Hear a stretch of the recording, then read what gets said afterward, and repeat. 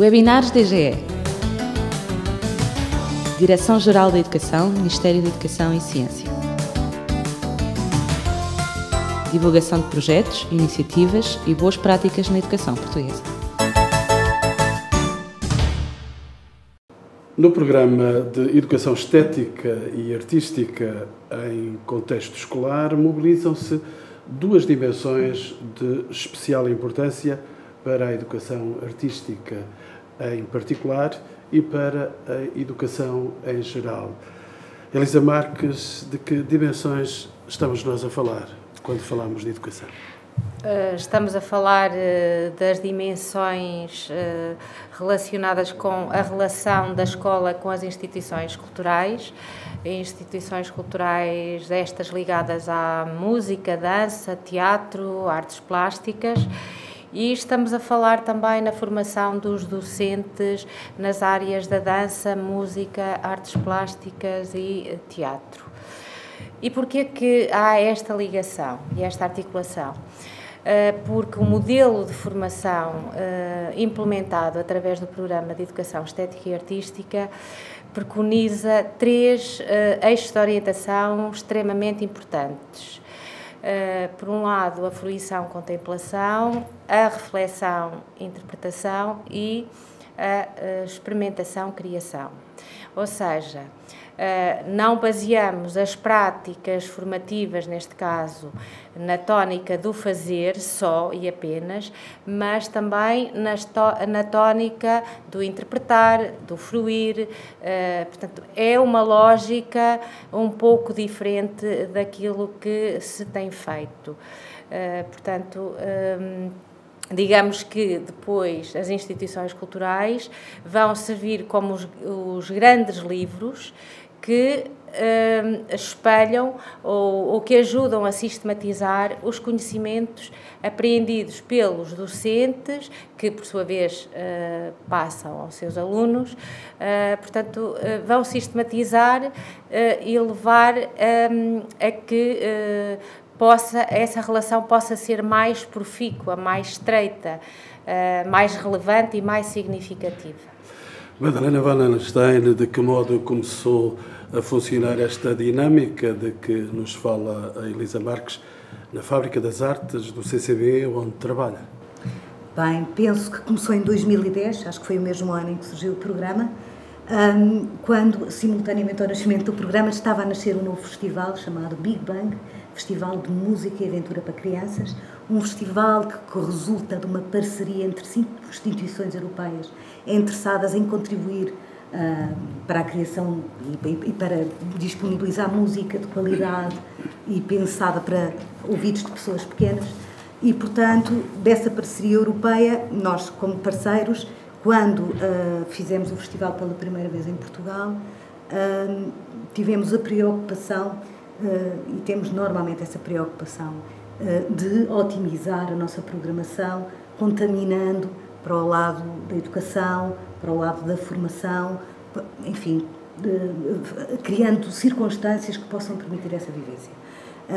Na altura, a Elisa veio ao nosso encontro e, portanto, aquilo que concebemos foi que houvesse, em conjunto, que houvesse todo um trabalho que se faz antes do festival, durante o festival e pós o festival, e estamos aqui as três que fazemos parte dessa digamos, grupo de trabalho, e aquilo que conseguimos conceber foi num festival que quer, sobretudo, desafiar não só os artistas de qualidade, mesmo aqueles que nunca fizeram nada para crianças, a aproximar a música para crianças.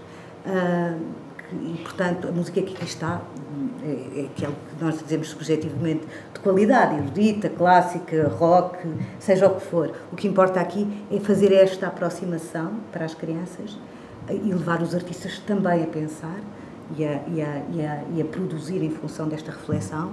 E, portanto, o que propus à Elisa na altura foi que fizéssemos formação com artistas do festival. Antes do festival. O festival acontece em outubro, nesta altura, em setembro, os professores, tanto professores do primeiro ciclo e educadores de jardim de infância, como professores de música, que trabalham também nestes níveis, puderam estar junto dos artistas que estão no festival a fazer uma formação com o objetivo de lhes dar ferramentas, não só para trazer as crianças ao festival com outra consciência e com outra preparação, como dar ferramentas para, numa fase posterior, e a Paula falará com certeza disso, e a Elisa, de poder utilizá-las como ferramentas de trabalho durante o ano letivo. Elisa Marques, esta atividade na Fábrica das Artes é única no país? Pergunto à coordenadora de equipa da Educação Artística da Direção-Geral de Educação. Não há parcerias iguais. Há bastantes pelo país. Esta tem uma natureza, por exemplo, a parceria com o Museu Abade Bassal em Bragança tem outra natureza, portanto mais focada na relação dos objetos artísticos com a comunidade escolar. Diria que, por exemplo, o Centro de Artes de Sines, a parceria é mais focada na relação com diversas atividades artísticas. Poderia também falar a parceria que tivemos durante 2 anos, porque a ideia é depois que as pessoas fiquem autónomas e criem relação com os espaços culturais. Mas dizia a parceria que tivemos em Torres Vedras com as várias instituições culturais, o Museu do Chiado, o Teatro São Carlos, a Companhia Nacional de Bailado, os organismos ou parte, da qual faz parte a Companhia Nacional de Bailado, a Culturgeste, as Minas do Lousal, por exemplo, a Casa Anastácio Gonçalves, o Museu Berardo também. Eu penso que me vou esquecer de muitas. O Museu do Mar, o Teatro Dona Maria, entre outras, que é muito difícil enumerar porque já são muitas pelo país. E no que respeita ao agrupamento de escolas de Belém Restelo, aqui representado pela Paula Quelhas, como é que o programa de educação estética e artística tem funcionado e como se processou esta articulação entre a Fábrica das Artes do CCB e a Direção-Geral da Educação? Ora, tem funcionado muito bem e de acordo com as expectativas que tínhamos para este programa. Teve início em julho de 2010, com um convite por parte do Ministério da Educação, na pessoa de Elisa Marques, para estabelecermos um acordo de cooperação entre o agrupamento, o Ministério da Educação e instituições culturais, que teve início com o Festival de Música que falou há pouco a Madalena, o Big Bang, que foi em outubro, e em setembro, na primeira semana de setembro, ainda antes do ano letivo ter início, educadores, professores do primeiro ciclo e do segundo da área da música, largando mesmo aos professores de atividades de enriquecimento curricular. Isso foi uma grande festa? Foi uma grande festa foi. E a preparação para ela foi muito importante, que é esta semana que, de facto, estes professores foram convidados, tiveram o prazer, acho, de estar em cada dia da semana com um compositor, um artista, um músico que tinha propostas na área da música, com uma abordagem lúdica, expressiva, experimental, para que os professores depois pudessem continuar a passar fazer essas atividades com os seus alunos de um modo diferenciado em contexto de sala de aula ao longo de todo o ano letivo. Foi o que aconteceu. Para além desta experiência, não sei se a Fábrica das Artes com o Big Bang, tivemos ainda uma parceria com o Museu Berardo, em que as crianças iam visitar o museu, iam ver exposições, pinturas, esculturas e depois eram trabalhadas em contexto de sala de aula com um artista. Portanto, eles tinham a possibilidade de aprender a interpretar uma escultura, uma pintura, elaboravam depois um trabalho em contexto de sala de aula com o artista que os tinha acompanhado, numa primeira fase, digamos que até ao segundo período, e no terceiro período faziam-no já de uma forma autónoma. Também aconteceu durante todo o ano o Ministério da Educação formar nas diferentes áreas, nas 4 áreas, de música, teatro, expressão plástica e dança, durante o ano, essencialmente uma vez por mês. Os professores tinham formação numa destas áreas. Tinham também sessões de acompanhamento, em que se juntavam, portanto, na escola sede, com o representante do Ministério da Educação, normalmente até Elisa Marques, e fazia estas sessões de acompanhamento, em que os docentes levavam as suas dúvidas, fazia-se um ponto de situação, em que cada um dizia o que estava a fazer, como estava a fazer, qual era a repercussão que estava a ter nas crianças, e eram acompanhados desta forma ao longo do ano. Portanto, era um ponto de reflexão muito importante, embora difícil, não é? Porque estas sessões envolvem todos os docentes e, portanto, perante uns e outros, cada um tem que falar das suas fragilidades e por vezes não é fácil. Penso que tudo isso foi superado e assim, a meio do percurso, já era encarado de uma forma bem natural e já se desejava as sessões para que se pudessem pôr as questões e saber o que se deve fazer, como se deve fazer, dar alguma confiança, alguma segurança numa área em que a formação não era assim tanta. Penso que foi muito importante. Muito bem. Criou uma ligação mais estreita aos museus, às instituições culturais. E como dizia ainda há dias uma educadora, ganhamos confiança e a segurança no diálogo com as instituições culturais. Já se sentem, de facto, a ponto de poder fazer sugestões e críticas a algumas situações que lhes parecem pertinentes. Na área da educação estética e artística, assim como noutras áreas, existem alguns mitos, Elisa Marques, na experiência destes anos que conta já. Em que mitos terá tropeçado mais? Falámos, evidentemente, da educação artística. Sim, esta área realmente tem muitos mitos. Por exemplo, é comum a comunidade em geral e alguma comunidade educativa achar que a arte é para quem tem jeito, portanto, e isso faz com que muitas vezes esta área seja um terreno fértil para um certo elitismo, portanto, e nos pressupostos do programa a arte é uma linguagem que há de ser para todos, no sentido não da educação de artistas, mas sim na relação com estes bens, com este bem cultural. Portanto, a ideia, porque este mito está relacionado com o facto de muitas vezes nas nossas escolas a arte é vista como o fazer, portanto é sempre fazer qualquer coisa. E a arte não é só fazer, a arte é também pensar, refletir, interpretar, pelo facto que podemos ser melhores usufruidores culturais, portanto, não é numa lógica de formação de artistas. Mas existem outros mitos, por exemplo, que nada na arte se ensina, portanto, julgo que a arte, tal como outras áreas do conhecimento, tem uma linguagem e que é passível de ser ensinada e aprendida, porque senão também não se ensinaria nada na língua portuguesa, não é? Porque nós todos aprendemos a ler e a escrever e não vamos ser todos escritores, mas seremos com certeza todos melhores leitores e a perspectiva aqui é um pouco diferente.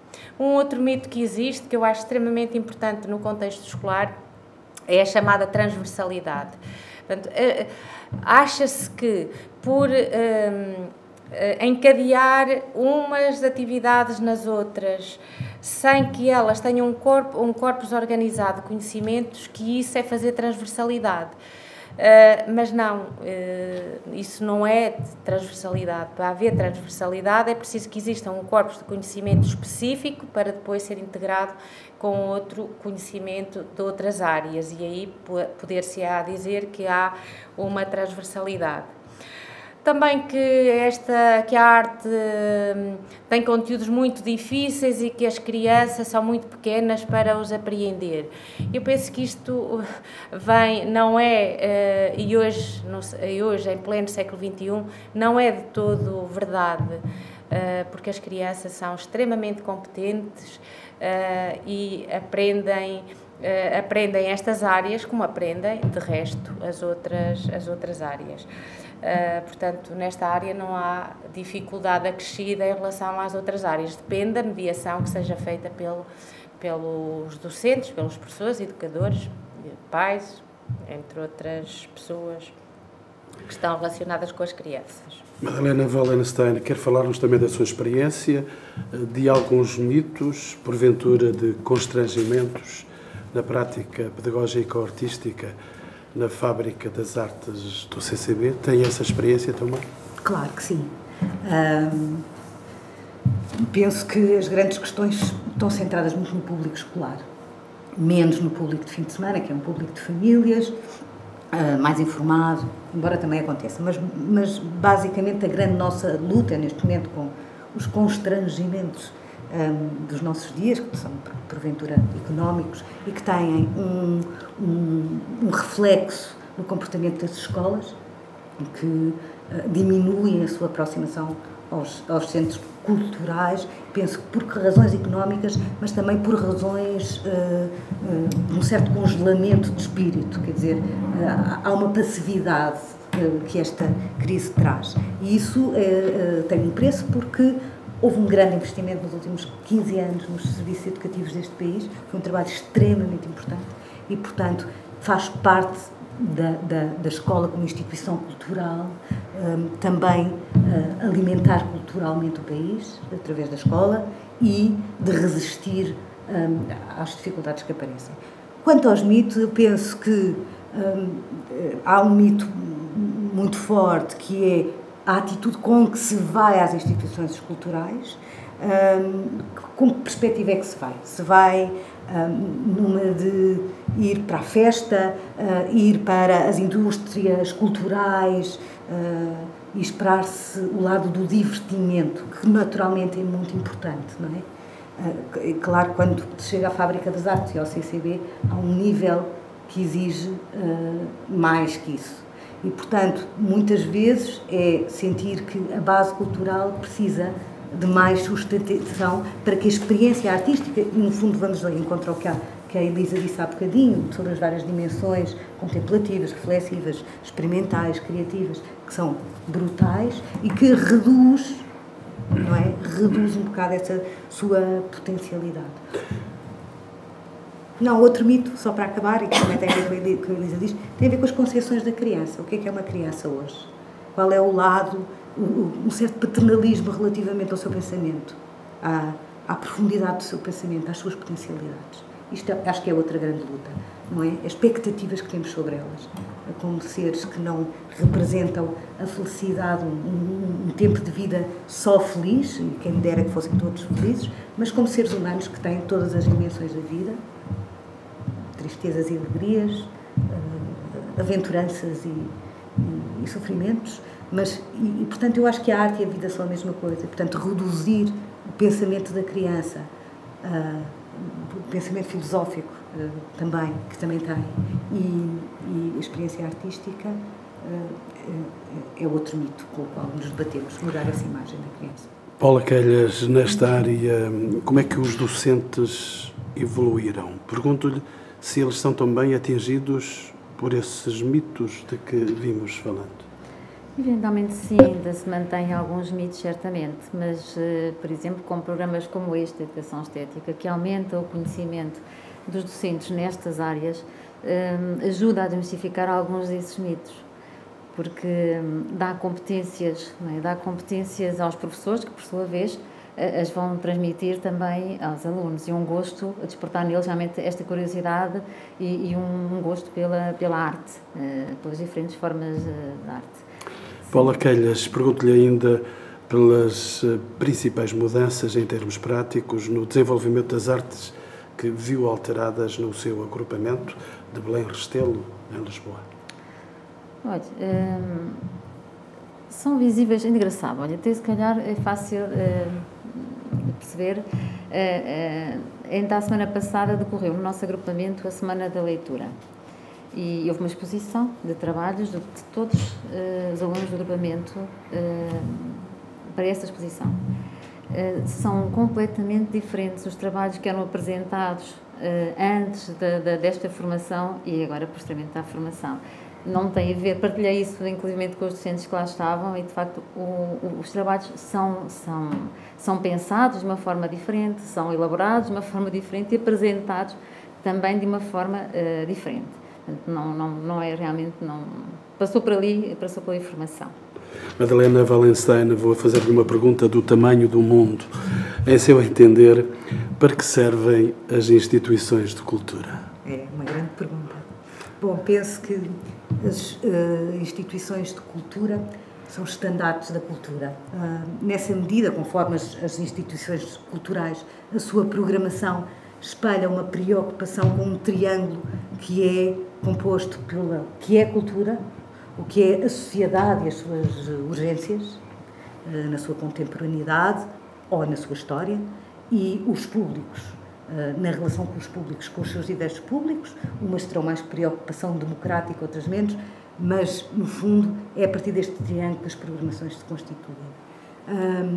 Penso que há aqui uma dimensão que é na relação com os artistas, que é não só as instituições proporcionarem digamos, o surgimento de projetos artísticos e visibilidade, e, portanto, as instituições estão lá para isso, mas também de encontrar um diálogo de reflexão e de desafio de acrescentar pontos àquilo que está a ser feito no momento. Paula Quelhas, por que deve a escola assumir uma dimensão cultural e artística? Porque... Terá que ser todos os dias. Terá que ser todos os dias. É a única forma, penso, de alargar oportunidades e perspectivas que vão contribuir para o desenvolvimento do indivíduo e dos seus contextos vivenciais, quer da família, da escola, da sua cidade. Do meio ambiente, em que as crianças estão inseridas. Exatamente. Tudo isso faz mudar o universo onde a escola gira, entre essas propostas artísticas e uma escola mais tradicional, mais costumeira.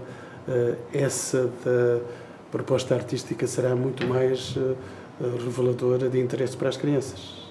Eu penso que sim, eu penso que assim desperta a curiosidade, no fundo eles assim conseguem fazer aprendizagens significativas e são essas aprendizagens significativas que vão permitir ter um espírito crítico, ter uma atitude perante a vida diferente, capaz de fazer as suas escolhas. A dimensão artística eu acho que é fundamental.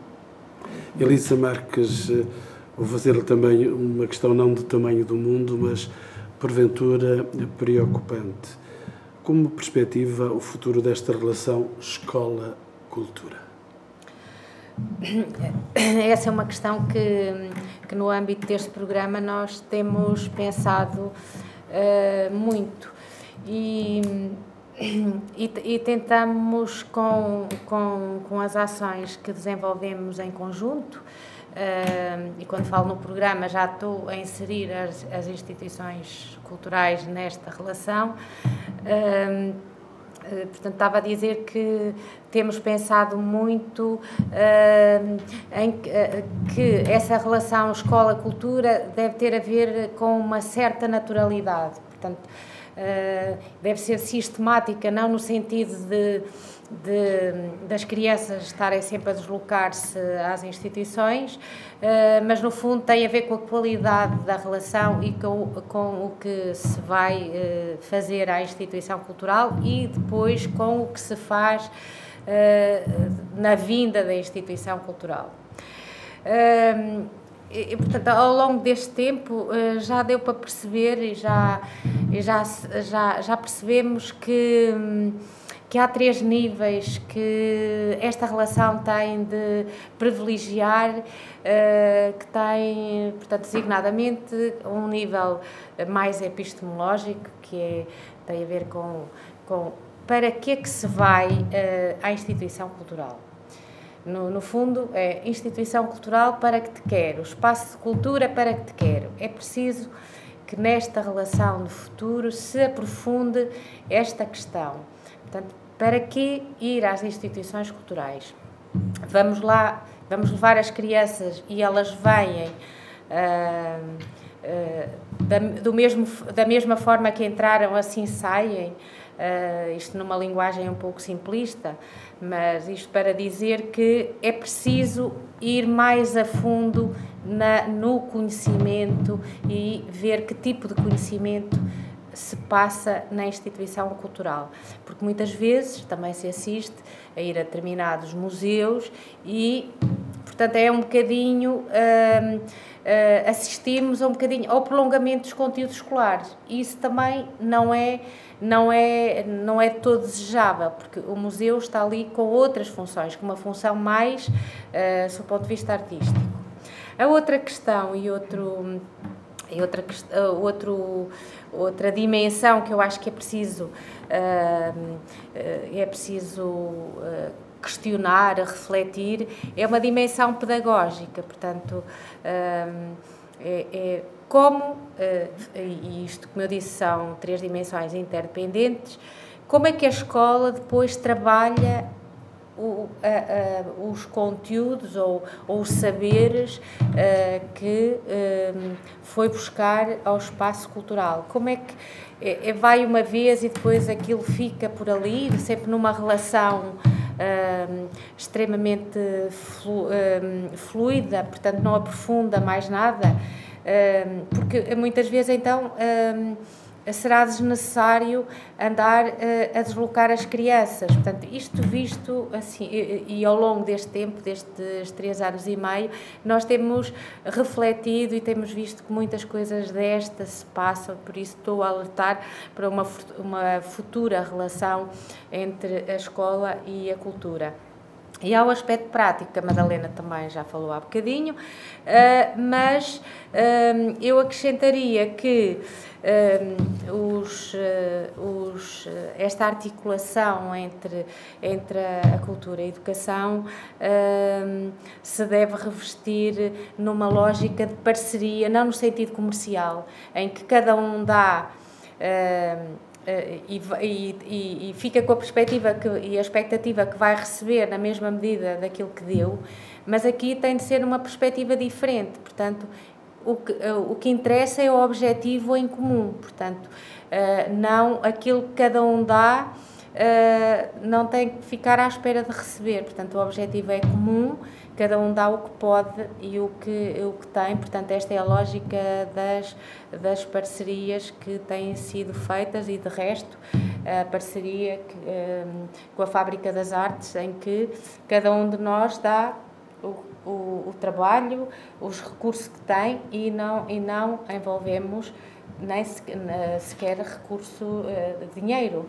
O dinheiro é já o que surge naturalmente. Portanto, tem de haver uma relação de naturalidade entre os pressupostos da escola e os pressupostos das instituições de cultura.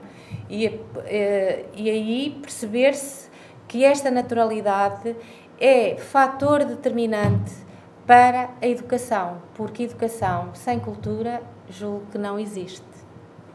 Esta foi uma reflexão dirigida aos professores, mas sem esquecer, é evidente, as famílias, os encarregados da educação e a restante comunidade educativa.